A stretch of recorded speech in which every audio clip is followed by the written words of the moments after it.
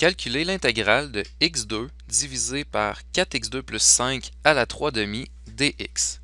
Cette intégrale, nous pouvons la voir comme l'intégrale suivante, c'est-à-dire x2 sur, au dénominateur, l'exposant 3 demi est en réalité une racine carrée et un exposant 3. Donc on pourrait donc écrire racine carrée de 4x2 plus 5 à la 3 dx. Cette intégrale se résout donc par substitution trigonométrique, étant donné que nous avons la forme racine carrée de 4x2 plus 5. Je commence par construire le triangle rectangle correspondant à la racine carrée que j'ai dans ma fonction intégrée. Je vais placer ici racine de 4x2 plus 5 sur l'hypoténuse. Je complète mon triangle en plaçant 2x sur le côté opposé et racine de 5 sur le côté adjacent.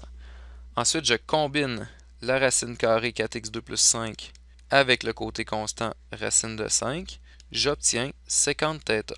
En isolant la racine carrée de 4x2 plus 5, j'obtiens racine de 5 fois sécante θ. Je peux aussi combiner le côté en x avec le côté constant.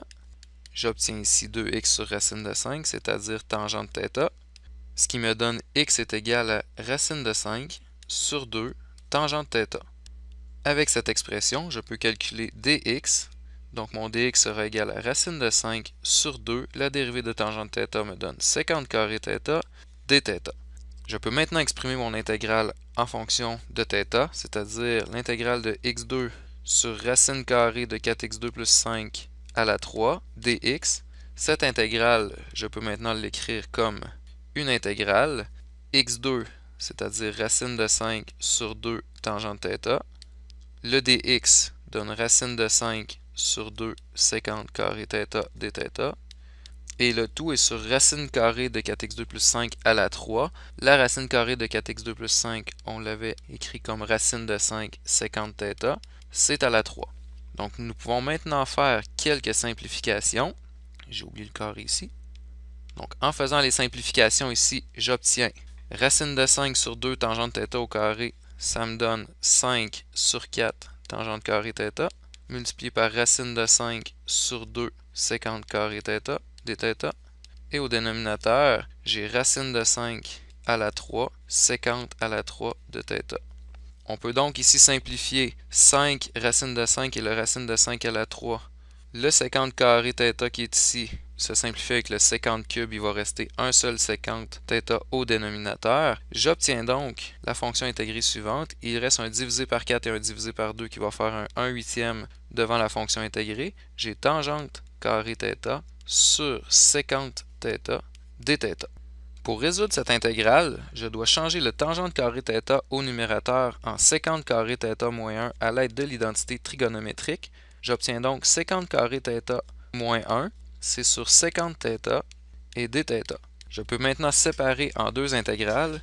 Une première intégrale, 1/8, qui sera sécante carré θ sur sécante θ, c'est-à-dire sécante θ un coup simplifié, moins 1/8. Une deuxième intégrale, 1 sur sécante θ, 1 sur sécante θ donne cosinus θ dθ.